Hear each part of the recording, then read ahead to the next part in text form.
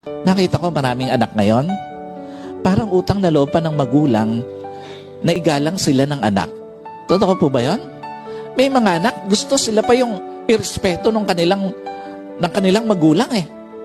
At parang utang na loob pa ng kanilang magulang na sila ay igalang. Nakita ko maraming anak ngayon, parang utang na loob pa ng magulang na pinagsisilbihan sila, na pinag-aaral sila, na pinakakain sila. At maraming anak ngayon, parang utang na loob pa ng magulang na inaalala.